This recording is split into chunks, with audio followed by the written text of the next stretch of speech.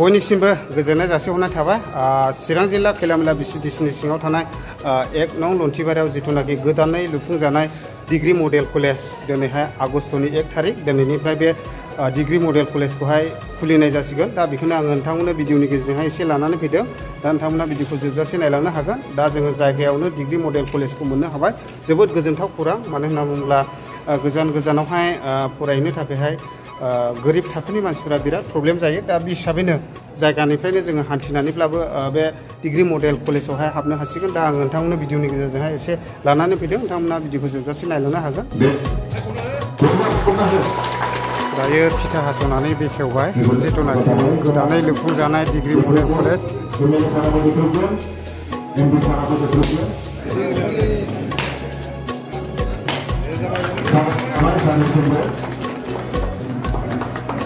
Yang opening kalangan alai, awalnya berubah beberapa tahun.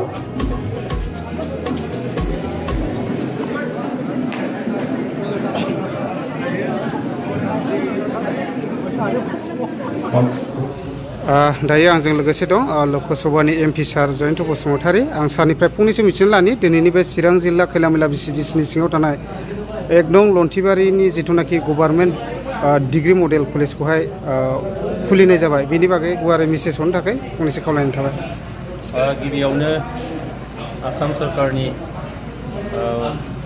Chief minister जोंहा doctor Himanta Biswa Sharma, सोलोंथाइ मन्त्रि doctor रनज Pegu, जोंनि बिटिआरनि चिफ, जोंनि बयजोंबो अनजाग्रा मानगोनां प्रमद बर' बिथांनिसिम आङो गोसो गोरबोनि गोजोननायजों लोगोसे साबायखरखौ जासिदों जे बिथांमोननि अननाय, बिथांमोननि नाजानायाव दिनैहाय चिरां जिल्लानिनो नैबे खैलामैलायाव लुनाय जे गभ मडेल डिग्री कलेज बिनि थाखो जागायनाय हाबाफारिया थामहिनबा दिनैहाय गिबि खेब थाखो जागायनाय बा बेखेवनाय हाबाफारिया दिनै जागायबाय। दा बेयाव जोबोद गोजोननाय मोनदों जे चिरां जिल्लायाव जोंहा गोजौ सोलोंथाइनि माखासे जायगायाव बेबादि सुबिदाया गैयामोन। दिनै बे गभ मडेल डिग्री कलेज बे खैलामैलायाव थानाय बे कलेजा नैबे ओनसोलनि रायजो राजा थामहिनबा फरायसाफ्रा जे दुखु खस्थ' सहायनांदोंमोन बे जिनिसा दिनै मोगथां महर मोनफैबाय। आरो बेयाव जिहेतु इंराजि, बर', असमिया, जिअ'ग्राफि आरो मास कमिउनिकेशन बे साबजेक्ट मोनबाखौ बेयाव फोरोंनाय जागोन। जोंनि थाखाय जिअ'ग्राफि आरो मास कमिउनिकेशन बियो एसे गोदान जागोन जोंनि थाखाय साबजेक्टआ। बे ओनसोलाव नैबे जोंनि कलेजफ्राव बेबो गैयामोन। आरो मास कमिउनिकेशना दिनैनि तारिखाव जोबोद मोनसे गोनांथार मोनसे साबजेक्ट बियो। बेजों फरायसाफ्रा गोबां बिथिङाव गावखौ सरजाबनानै खामानि मावनोबा इयुनावहाय खामानि मोननायनि मोनसे लामा निसय थागोन। थ' जोंहा खैलामैलाया मोनसे बेकवार्ड ओनसोलमोन, सोलोंथाइनि बिथिङावनो होन, कमिउनिकेशननि बिथिङावनो होन। दिनै खिन्थु लासै लासै बे जेंनाया जोबनो थांगासिनो दं। चिरां जिल्लायाव जोंहा बिजनियाव आथिखालाव बिजनि कलेज आरो बर'बाजार कलेज, गंनै कलेज आरो गंसे गभ मडेल डिग्री कलेज बे फानबारियाव जानो थांगासिनो दं। बेखौ लुनाय हाबाफारिया सोलिगासिनो। दा जोंहा ओरै काजलगाव साब डिभिजन एबा सिडली समस्तियाव जोंहा नैबे खैलामैला बे गभ मडेल डिग्री कलेज बे थाबाय, बेंटल कलेज थाबाय, रुनिकाटा कलेज थाबाय, काजलगाव उपेन्द्रनाथ ब्रह्म कलेज थाबाय आरो बासुगाव कलेज थाबाय। गासै चिरां जिल्लायाव मोननै साब डिभिजनजों दासिमाव गंस्नि डिग्री कलेज बियो जोंहा मोनफुंनो हाबाय बा आथिखालाव क्लास सोलिगासिनो दं। बेजों जोंनि सुबुं सम्पद दानाया सोलिगासिनो दङ। दा जोंहा गंसे कलेजा खालमासिफोरनिसो आरोबाव जों बेखेवनो हागोन पानबारिनिखौ। होमबा जोंहा 9 मडेल डिग्री कलेज जागोन। बेयो जोंनि इयुन जोलैखौ राफोद खालामनायनि, सासे मोजां नोगोरारि, सासे मोजां खुंगिरि, सासे मोजां दैदेनगिरि, सासे मोजां समाज सिबियारि, सासे गोरों व्यक्ति मोननो हानाय बेबादि गोजौ सोलोंथाइनि फसंथाना थारैनो जोंनि थाखाय गोग्गाथाव बाथ्रा। निसिमा हालामजों लोगोसे गासै चिरां जिल्लानि थाखाय जोंहा जोबोद मोजां मोनसे खौरां बियो। दिनै जोङो चिरां जिल्लाया जोंनि सोलोंथाइ बिथिङाव दिनैनिफ्राय बोसोरब्रै बोसोरबा सिगां जिबायदि हालोदमोन बे दिनै गैलिया। गोजोन थासारि फैनाय लोगो लोगोनो दिनै हारि माहारिफोरनि गेजेराव मोनसे मोजां मोनसे थासारि फैनाय लोगो लोगोनो सोलोंथायावबो दिनै जौगागासिनो दङ। बेनि थाखायनो नैबे दिनैहाय जारिमिन मोनसे सोरजिबाय जे खैला मैलायाव मडेल डिग्री कलेज बे लुफुंजाबाय। बे जारिमिन सोरजिनाया थारैनो जोंनि सुबुं सम्पद दानायनि थाखाय, मोजां मोनसे समाज मोननो थाखाय, गोरों मोनसे समाज मोननो थाखाय, साननो हानाय सानसुमै मोनसे सुबुं मोननो थाखाय बे जोंनो जोबोद बिहोमा होगोन। बेनिखायनो आङो चिरां जिल्लानि सासे नोगोरारि हिसाबै आङो जोबोद गोग्गानाय मोनदों। थारैनो जोंनि मानगोनां चिफ प्रमद बर' बिथांनि नैबे ओनसोलाव गोजोन सान्थि लाबोनायजों लोगोसे सोलोंथाइनि फारसे जोबोद हाबाफारि लाबाय थादों। बेजों इयुनाव निस्सय जोंनि जेंनाफ्रा निस्सय जोबगोन आरो आं मिजिं खालामदों जों दा 125 फरायसाफोरखौ जोङो दा एडमिसन होनो हादों। बे फरायसाया जोंनो हिस्ट्रि क्रिएट खालामगोन। जोंनि थाखाय राफोद नोगोरारि बिथांमोना जानो हाथों। जायफ्रा दिनै खस्थ' खालामगोन, फरायनायाव गोसो होगोन, गोजांनायखौ गोजांनाय, गोलोमनायखौ गोलोमनाय, माखासे न'खरनि जेंना नांगौखौ मोनाखैब्लाबो जायफ्रा गोसो होनानै फरायगोन, बे फरायसाफ्रा इयुनाव गावनि जिउखौ मोनसे गोग्गो आरो गोजों मोनसे थासारियाव निस्सय लांनो हागोन।